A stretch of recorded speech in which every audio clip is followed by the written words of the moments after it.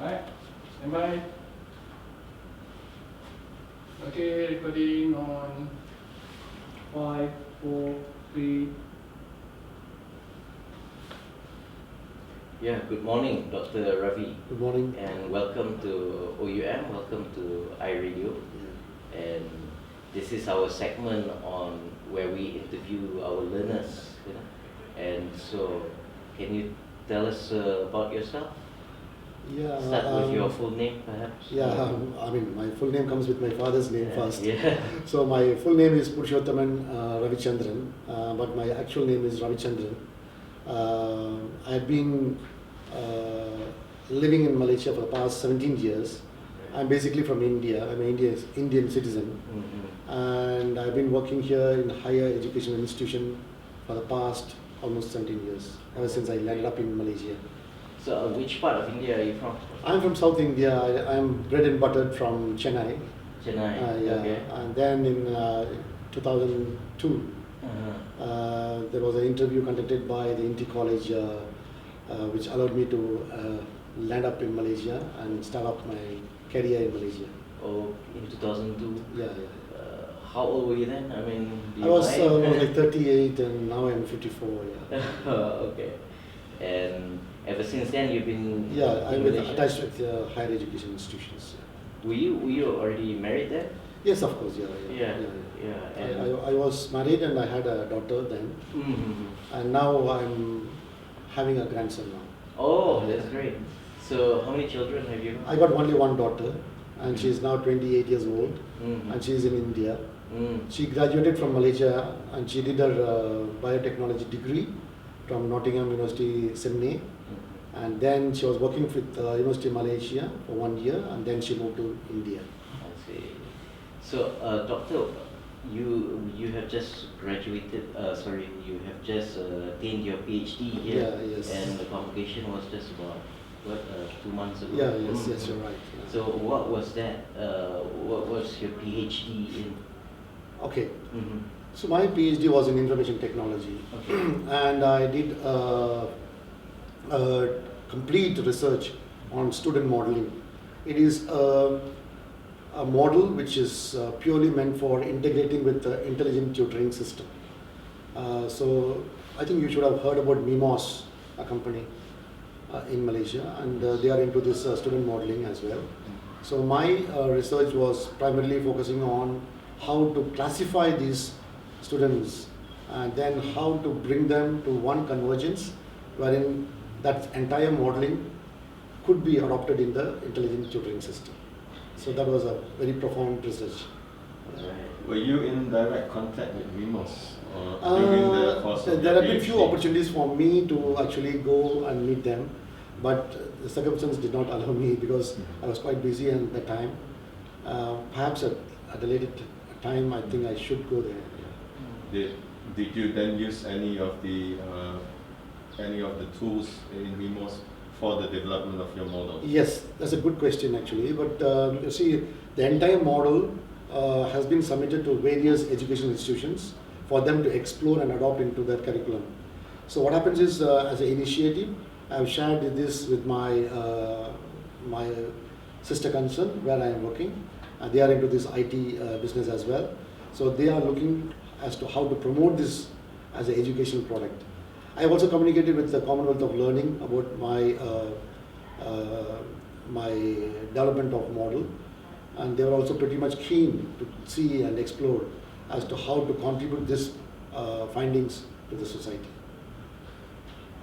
So the intelligent tutoring system, yeah. that is the title of your PhD? Mine is actually focusing on one of the domains of intelligent tutoring system, which is the student modeling. So I'll be focusing only on the student modeling, which is part of the entire intelligent tutoring system. Does the modeling require you to use any AI Of course, models? yeah. And In fact, which model did you use? Yeah. So in fact, I was my interventions were through artificial intelligence. So the first intervention took place using artificial intelligence, and there was another second intervention which had psychometric analysis. So there were two interventions in my model to classify the students and to get their learning profile generator. So the AI functions in the, let me get this, the student Profile. profiling, Yeah. and then the second, Psychometric analysis for classifications. I see. Yeah. Okay. Now, Dr. Ravi, I understand you are someone who has I would say, a chronic thirst for knowledge, Yeah. because you have a total of 8 degrees, Yes, and yeah. this is your second PhD. Yes, you're right. Could we rewind back a little and Yeah. explain perhaps How- what is how- your first Yeah. doctorate and your Second your- year. Okay, good. Yeah. Actually, let me rewind back to my Indian days. Okay. I started off my teaching career in 1986.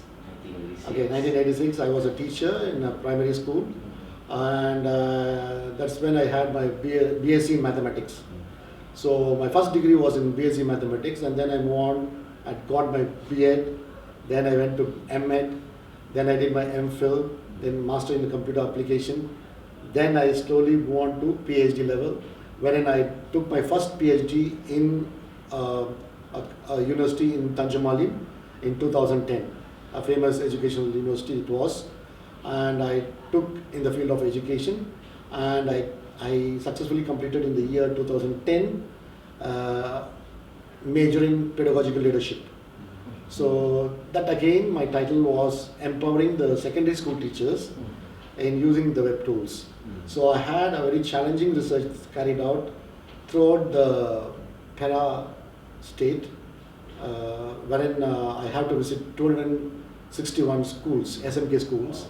Okay. And being a foreigner, it was a very, very challenging task for me to get the data.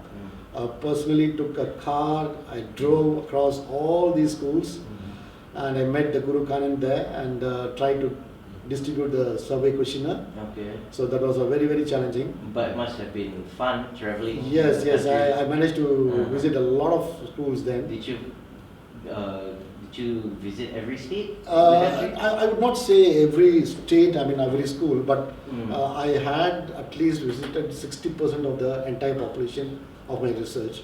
I mean the sampling, I would say. And that was a very, very challenging task for me, because I know that it is going to be a longitudinal research, and therefore I need to strictly base my research on my data. And my data should be very, very non-biased and also very genuine. So that's the reason why I took the pain and move forward. Yeah.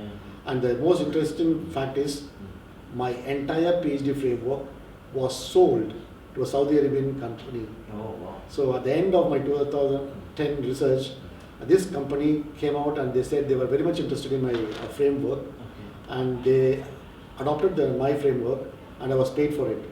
So I did not even publish my PhD research, but the people grabbed my framework then, and after that I started publishing my research in many conferences and journals.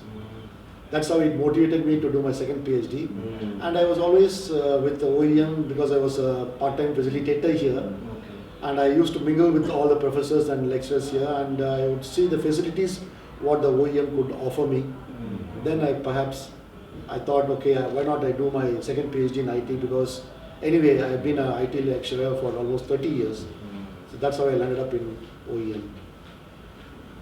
So how does the first degree research and the work you've done in your first degree compared to the one that you've done in this OEM? Yes, yes. How is it different, and what is your experience comparing the two? Yeah, it's a good question again.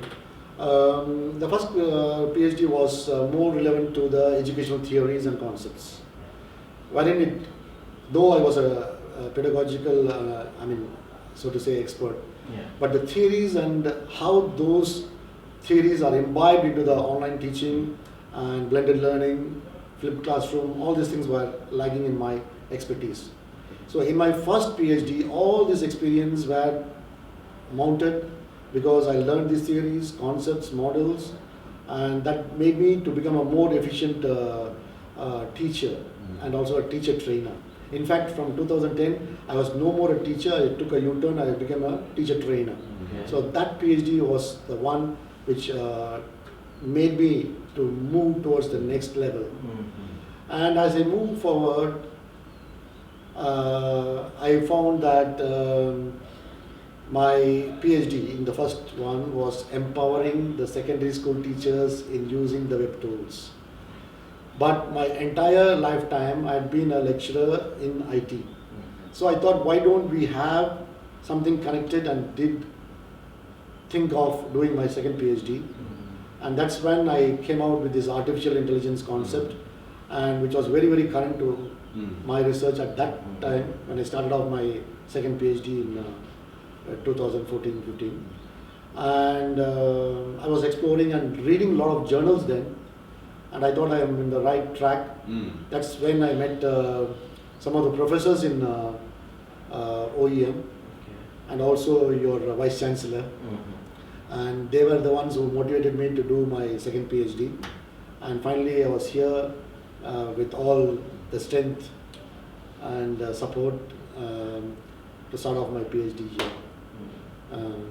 That's how I started off my second PhD in OEM. Could you reveal to us the findings of your second PhD? Yeah. The second PhD is developing a student model, as I said earlier, wherein the priority is basically in identifying how the system classifies the students as high, medium, and low. High, medium, and low category. In terms of language ability or learning? In terms of their knowledge in a particular domain. Knowledge, in a particular domain. Say, for example, if they are trying that particular model in a physics domain, then the students will be tested against the physics domain, and the model will test them against how much efficient they are and how proficient they are in the particular domain, and it will classify and rate them as high, medium, and low. So according to the previous research, there are only evidence that 76% or 77% of the classification is more appropriate. But in my classification, I found out in my model, it could be almost like 80%. So it was much better than the previous models developed, and that's how my Are we talking about the accuracy of the profiling? Yeah, exactly.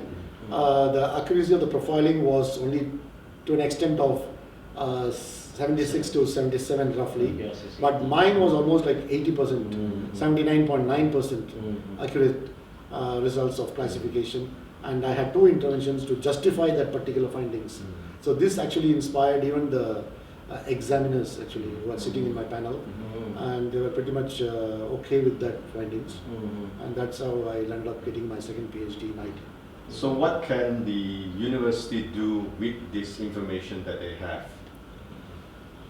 Well, as I have suggested in my further research from my findings, they can see how my model can be fit into a intelligent tutoring system. Because what I have done is only a portion of the major intelligent tutoring system. So if a university has fundings, if the government has fundings, because it's a bigger project, because it needs a lot of fundings, especially in artificial intelligence area, for development of the entire portal and also the system and the servers. If that is going to be implemented, then perhaps they can try this model as one of those domains in the entire system. I see. That is very interesting, because we are talking about being able to customize learning materials that fit the profile of the learners according to their level of proficiency. Excellent. So this model, if you see, in fact I have got the animation version which I would like to share with you later. If you can see the animation, it is very clear that how the classification is done and how the profiling is done. Did you do the animation? Yes. So the classification and the profiling, how it is generated, everything is recorded there. So what happens is, at the end of the day, those who are trying to further my research, they can see this model and adopt this very easily. I see. So finally, can you tell us about your studies here at UM, and I mean, what were some of the challenges you faced, and how do you think OUM makes it easy for students, you know, or learners? Yeah. Mm. The first thing which I would like to appreciate OEM is for providing me the digital library. The digital library is one of the masterpieces in Malaysia. I've been visiting many other universities, but this digital library, which is offered by OEM, is one of the unique in the entire nation. And you would know because you have Yeah. traveled around. I've been visiting many universities, and I've been seeing their student support system. Okay. But the student support system in OEM is something unique, and especially for adult learners such as me, it is a very easy tool for exploring various journals, articles, e-books. It's a fantastic tool. And also the system, the VLE, the virtual learning environment they provide, is a portal which is very, very flexible for us to post any queries. Within 4 days they get back to us and they reply our queries. The answer is always there, and that type of facilities, I think other universities have to follow from OEM, I think. And do you have any plans to continue studying? I mean, Yeah, you already have your no, degrees. there's no question of continuing. I've been already into Yes. online Yes. course now. No, that's so I much just more. after my PhD, which was completed, which I graduated 2 months back, I took 2 online courses. Okay. One was in effective teaching and learning in the IB model, International Baccalaureate model, which I completed on the 19th. And on 20th, I took another online course, which is for TELMOOC. It is for Technology Enabled Learning. It's a MOOC-based online course offered by the Commonwealth of Learning, which I took, and that's also online, ongoing. So, which means that I'm always a learner. Yes. I enjoy learning and contribute my knowledge to the society as well as for my teachers. That's great. Okay, Dr. Ravi, thank you so much for being on our show, Yeah. and Thank you for your time. and we hope to see you again. Yeah, I'm thank sure you. we'll see you again. Yeah, thank you very much for giving me an opportunity to share my experience and knowledge, especially in the context of my PhD in OEM. Yeah. Thank you very much. Thank You're you. welcome. Before we finish, do you think you could show us the thing that you brought with you today? Yeah, if you have a laptop, I can. Yeah. We can do it in the